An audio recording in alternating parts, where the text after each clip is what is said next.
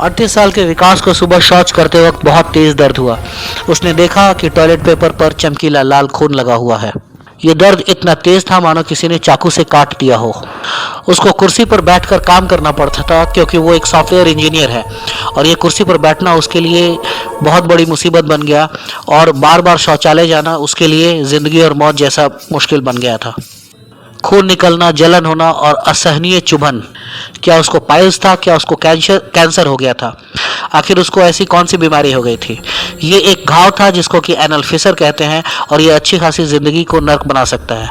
तो आइए देखिए हमने उसके लिए क्या इलाज किया, क्या उसको ऑपरेशन करना पड़ा।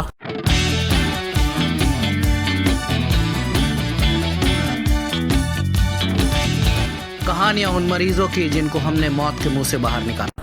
नमस्ते, मैं हूं डॉक्टर राघवेंद्र और आप यस डॉक्टर पर देख रहे हैं एनल फिशर के बारे में।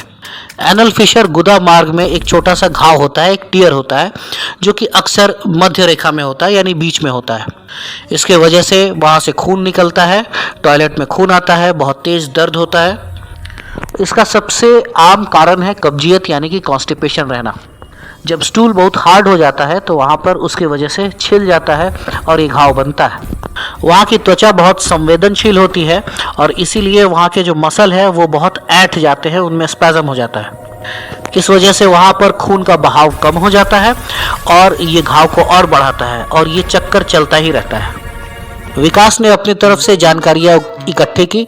वो बहुत ज़्यादा पानी पीने लग गया, बहुत ज़्यादा फाइबर खाने लग गया, लेकिन फिर भी डर के मारे 2-3 दिन तक टॉयलेट नहीं जाता था और जब भी वो टॉयलेट जाता था बहुत तेज़ दर्द होता था, वो पसीने से भीग जाता था। ये दर्द शौच के घंटों बाद तक बना रहता था।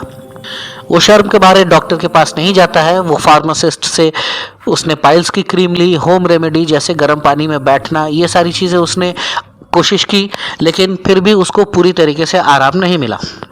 लेकिन एक बार क्लाइंट मीटिंग के दौरान उसको इतना तेज़ दर्द हुआ कि वो कुर्सी पर बैठ नहीं पाया और फिर उसने ये डिसाइड किया कि अब तो डॉक्टर के पास जाना ही पड़ेगा।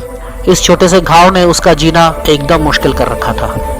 वो क्लिनिक में आता है, हमने उसका क्लिनिकल एग्जामिनेशन किया तो फिर ये कंफर्म हो गया कि ये पाइल्स नहीं है, ना ही कोई कैंसर है, बल्कि एनल फिशर है। इसको हमने बहुत सारी दवाइयाँ दी जिसमें स्टूल सॉफ्टनर होता है जो कि कॉन्स्टिपेशन को कम करता है। उसके बावजूद हमने उसको एक नाइट्रोग्लिसरीन की क्रीम दी जो कि गुदा मार्ग के मांसपेशियों को हल्का करता है, आराम देता है और इसके वजह से वहाँ पर ब्लड का फ्लो बेटर हो गया और घाव धीरे धीरे भरने लग गया। 90% केसेस दवाइयों से ठीक हो जाते हैं। विकास की समस्या भी धीरे धीरे ठीक हो गई, लेकिन यही बीमारी अगर बहुत आगे बढ़ जाती है, फिशर घाव बहुत बड़ा हो जाता है, तो इसमें लैटरल इंटरनल स्फिंक्टरोटोमी नाम की एक छोटी सी सर्जरी भी करनी पड़ती है। आज के समय में एनल फिशर होना बहुत सामान्य सी बात हो गई है क्योंकि हमारे खाने में फाइबर कम हो गया है, पानी हम लोग कम पी रहे हैं क्योंकि बहुत सारे लोग एयर कंडीशन में ही रहते हैं तो प्यास कम लगती है। लेकिन इस समस्या को टालना नहीं चाहिए, शर्म करने वाली कोई बात नहीं है। जब भी ऐसी दिक्कत हो डॉक्टर से ज़रूर दिखाइए। इसकी पहचान ये है कि शौच के दौरान चाकू जैसी चुभन या जलन हो तो ये फिशर है, न कि पाइल्स है। पाइल्स में ऐसा नहीं होगा क्योंकि पाइल्स का दर्द अक्सर कब होता है और खून ज़्यादा निकलता है। कब्जियत के लिए स्टूल सॉफ्टनर लेते रहना पड़ेगा, खूब पानी पीना पड़ेगा और क्रीम का भी कभी कभी इस्तेमाल करते हैं। ये बीमारी किसी भी उम्र में हो सकती है, स्त्री और पुरुष दोनों में हो सकती है और लगभग 18% भारतीयों को ये समस्या है। तो ऐसा नहीं है कि ये बहुत अनकॉमन बीमारी हो। इसके डायग्नोसिस के लिए क्लिनिकली एग्जामिन किया जाता है। कुछ एक बार कोलोनोस्कोपी या सिग्मोडोस्कोपी जैसी चीज़ें भी की जाती हैं।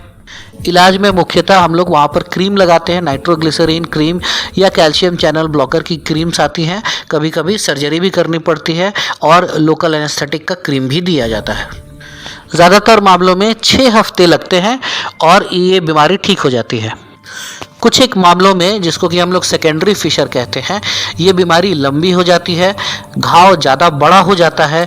ऐसे केसेस में सर्जरी करने की भी ज़रूरत पड़ती है और लगभग 8 हफ्ते तक इलाज करना पड़ता है। इलाज अगर बीच में छोड़ दिया जाएगा तो ये बीमारी वापस से लौट आती है। ज़्यादातर ख़राब एनल फिशर जो होता है ऐसे मरीजों में होता है जहाँ पे एनस के आसपास में कोई सर्जरी की गई हो या अतड़ियों की कोई बीमारी हो जैसे इन्फ्लेमेटरी बाउल डिजीज़ या पेट का कैंसर। बहुत लंबे समय तक डायरिया रहने पर या प्रेगनेंसी में भी ऐसी चीज़ें होती हैं और कभी कभी गुदा मार्ग का ट्यूबरकुलोसिस भी हो सकता है। तो मुख्य सलाह ये है कि कॉन्स्टिपेशन से बचना है, फाइबर वाला खाना खाना है, ढेर सारा पानी पीना है। और जब भी ऐसी समस्या हो तो आप अपने डॉक्टर से जरूर दिखाइए। यस डॉक्टर आपके लिए हमेशा है। आप देख रहे हैं यस डॉक्टर। डॉक्टर राघवेंद्र प्रसाद एक एनेस्थेसियोलॉजिस्ट, क्रिटिकल केयर स्पेशलिस्ट और फिजिशियन हैं। वे 20 वर्षों से इस क्षेत्र में कार्यरत हैं और उन्हें एम्स नई दिल्ली सहित कई संस्थानों में काम करने का व्यापक अनुभव है। यस डॉक्टर यूट्यूब चैनल के लिए अस्वीकरण। यस डॉक्टर यूट्यूब चैनल पर प्रस्तुत सामग्री केवल सामान्य जानकारी प्रदान करने के उद्देश्य से है और इसे व्यक्तिगत चिकित्सा सलाह के रूप में नहीं लिया जाना चाहिए। हम सटीक और अद्यतन जानकारी प्रदान करने का प्रयास करते हैं, लेकिन यह सामग्री केवल पोस्टिंग की तारीख तक की जानकारी को दर्शाती है और चिकित्सा विज्ञान में हाल के विकासों को शामिल नहीं कर सकती। इस चैनल पर दी गई जानकारी पेशेवर चिकित्सा सलाह, निदान या उपचार का विकल्प नहीं है। दर्शकों को चिकित्सा निर्णय लेने के लिए केवल इन वीडियो की सामग्री पर निर्भर नहीं होना चाहिए। कृपया अपने स्वास्थ्य के बारे में निर्णय लेने, नए उपचार शुरू करने या मौजूदा उपचार बंद करने से पहले हमेशा एक योग्य स्वास्थ्य सेवा पेशेवर से परामर्श करें। यस डॉक्टर और इसके निर्माता इन वीडियो में दी गई जानकारी के आधार पर लिए गए निर्णयों या की गई क्रियाओं के लिए किसी भी प्रकार की जिम्मेदारी से इनकार करते हैं। हमारी सामग्री देखने के द्वारा आप सहमत होते हैं कि यस डॉक्टर और इसके निर्माता जानकारी के उपयोग या दुरुपयोग से उत्पन्न किसी भी परिणाम, हानि या प्रतिकूल प्रभाव के लिए जिम्मेदार नहीं है। व्यक्तिगत चिकित्सा सलाह और मार्गदर्शन के लिए कृपया एक लाइसेंस प्राप्त स्वास्थ्य सेवा प्रदाता की सहायता लें। हमारी जिम्मेदारी से शिक्षित और सूचित करने के उद्देश्य को समझने और समर्थन करने